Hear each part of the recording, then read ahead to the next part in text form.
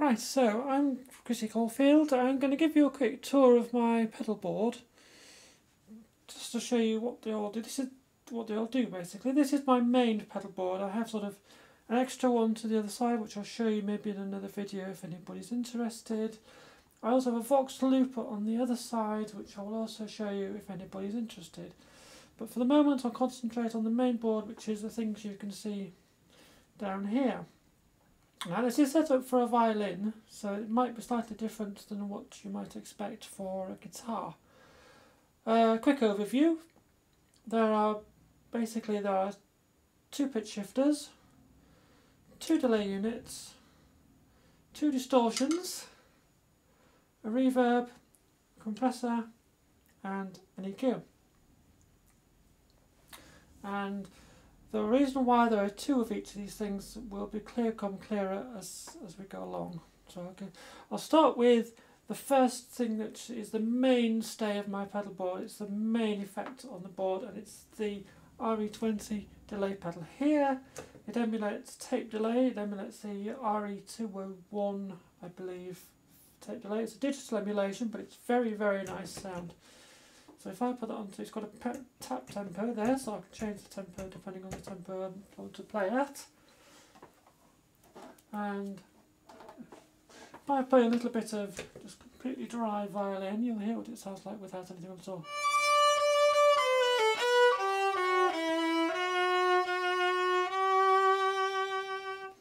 Okay, so the reason I like this is that when I play it with this pedal it sounds wonderful.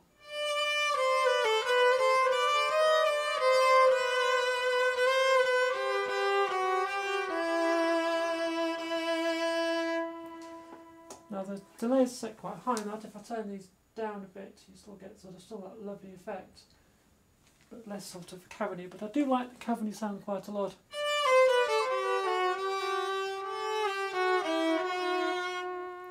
If I turn the speed up a bit.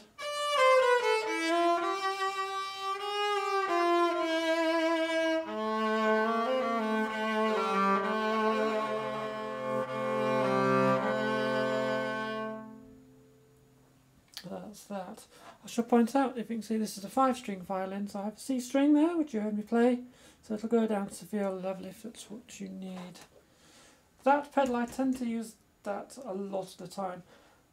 The other delay I keep, which is the little MXR, that is a proper analog delay pedal, as opposed to the RE20, which is a digital emulation. I tend to keep this one set to one tempo for fast delays, so I can quickly get to fast delays, so sort of faster than I can tap on this one, just for these sorts of effects.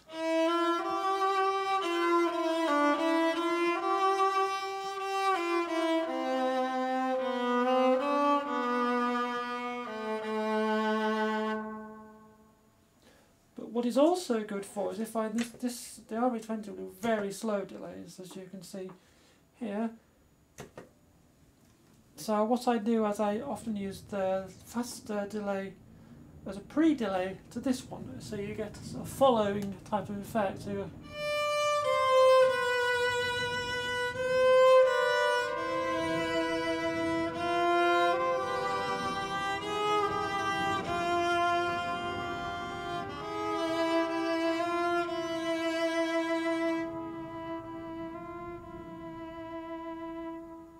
So the repeats have a slight delay in them as well. That just brightens them up a bit, makes them a little bit more interesting. If you want a completely dry sound, I tend to use the reverb. This is sub-decay spring theory, and I tend to use it more on the room setting than on the spring emulation, but we'll show you the spring emulation in a minute. So that's quite a nice clean sound, decent sort of normal. This is a normal reverb.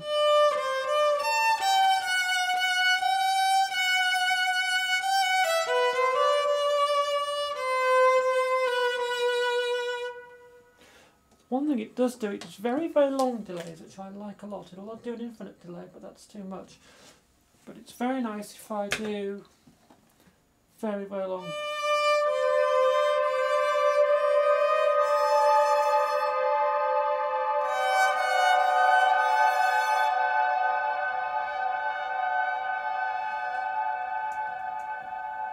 with the tape delay a little shorter.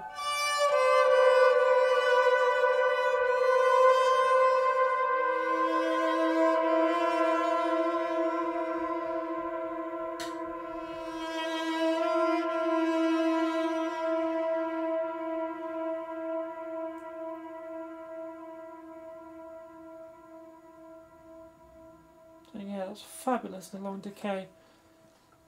The spring delay is quite good for pizzicato because you get the sort of bouncy spring effect which is associated with spring delays.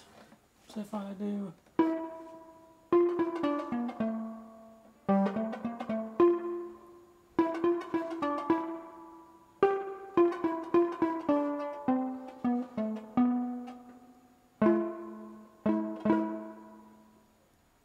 you get that nice sort of spring effect, which is quite nice, but not always useful. Sometimes it sounds a bit odd with the bow,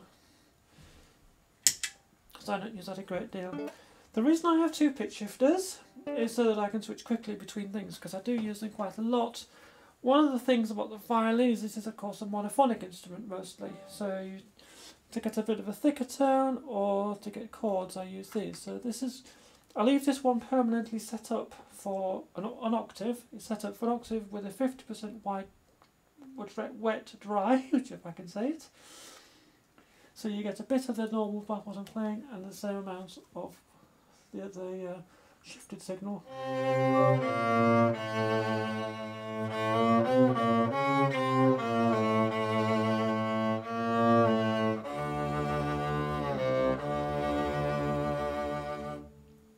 So as you can hear, with the low C string, that takes me right down into the cello range, and I tend to use that on the lower strings more. It sounds a bit odd. It works up the top there, but it sounds a bit odd. If that's the sort of effect you want, that's quite useful. So this one here is set to, often it's set to a fifth below, which I like, which gives a nice thick, really quite big sound. Particularly with the delay on, you get that lovely.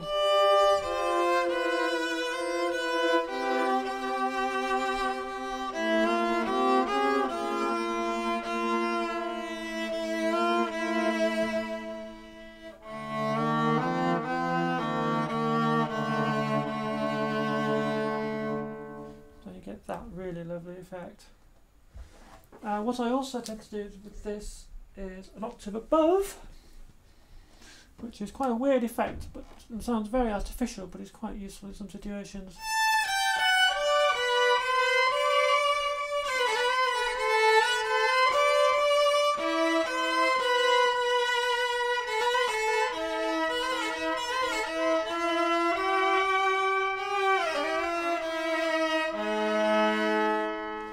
As you can hear, they track beautifully, these Boss pedals. They work better than anything else for a violin that I've tried. A lot of shifting pedals are designed for guitars, and they like the fast attack of the guitar, and they don't track well to violins. These two don't have that trouble. The reason these two are together, apart from the obvious reasons that they do similar things, is that I can put them both on at the same time, and you get this huge noise.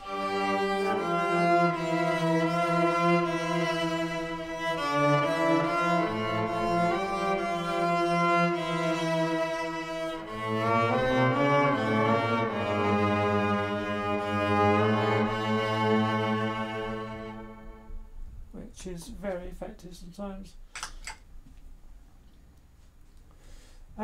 Distortions, my normal distortion for lead playing is the Bad Monkey. The Bad Monkey is a tube emulation distortion. I do have tube distortion in my Marshall amp, but this is more convenient because it's in front of the pedals, and I'll talk a little bit about pedal order in a moment once I've been through the rest of them. So that's just quite a nice lead sound.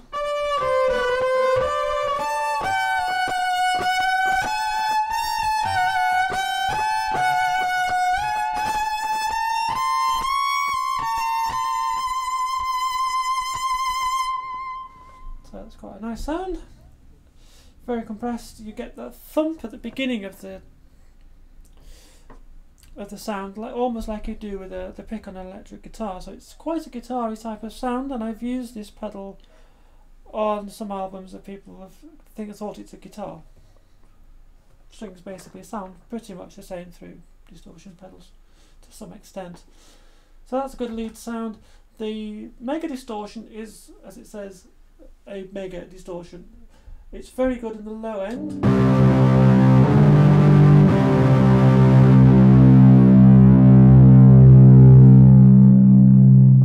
There's a huge amount of compression on that. It's a big, big sound. That's the sound where you want to really fill a hall. With the pitch shifter on there, it's even bigger.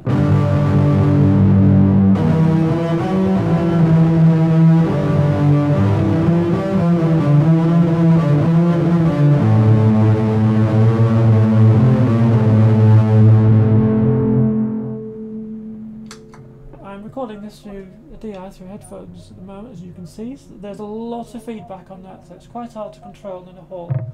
But it can be quite nice for lead playing under some circumstances. And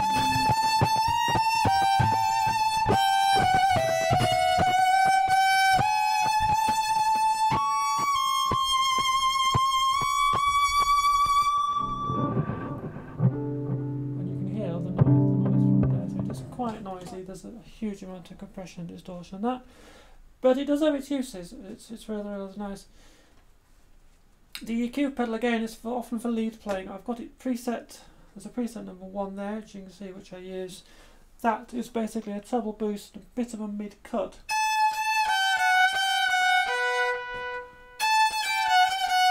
It just gives a bit more cut through on sometimes when I've got a sort of background going in the loop, or there's some guitar hums going on. I do other things with this to emphasise bits. I've got one that makes it sound like a stroke violin and emphasises on the mids. So it's got volume on it as well, so it's actually quite useful as a cut, as if I want an instant cut for background playing. So I've got all sorts of presets in there. And I don't use that many presets on it, so there's plenty of scope there. The odd thing in this is the compressor. Now, the compressor might sound a strange thing to have on a violin pedal board. They're normally used for giving you extra sustain on a guitar. This has 2 uses for the violin. The first one is it's a boost pedal, because it's got a bit of a gain boost on it.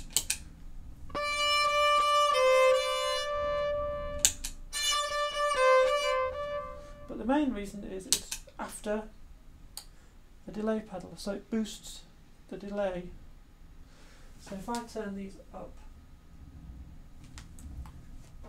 it compresses the delay tails much longer, even with the delay turned up on the bass.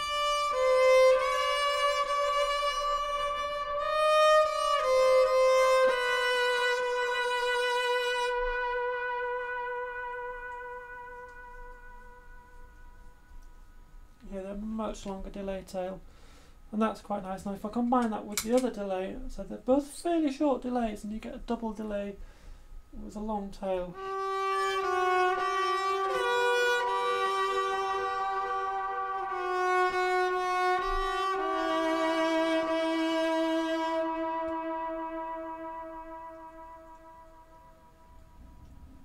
So that's quite nice for really slow playing. Right, a little bit about order. The order on this is not exactly as it might look. So that's first, the EQ's in the first. These are in the order that they are, that way. Then that distortion pedal, then the delay, then the compressor, and lastly the reverb. Now the reason I have that delay in front of these is mainly to get it in front of the distortion pedal. Now that's a very odd thing to do, and the reason I have it there is because I like the crunch you get when you change notes with the distortion on. So if I play something now, you can hear the crunch I get between notes.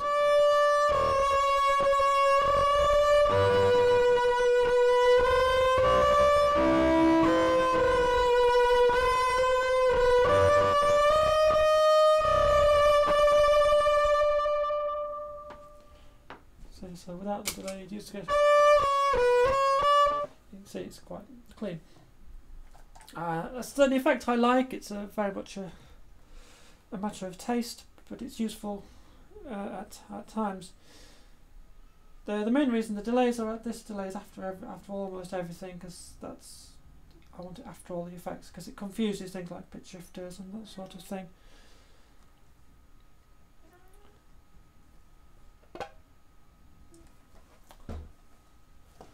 And so they're useful for combinations of things, as you've heard there. There's that combination.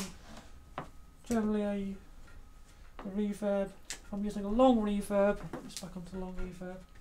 That goes after the delay. If I put that shifter on, you can get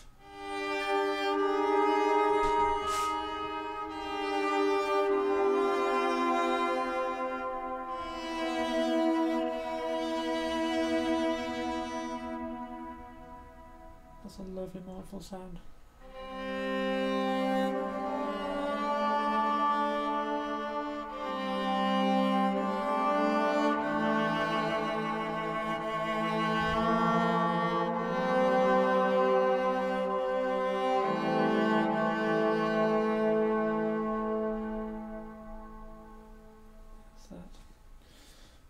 So that's a quick tour. I'll go through the others later if anybody's interested. If they're not, I probably won't. Hope this has been useful, interesting. Thank you very much for watching.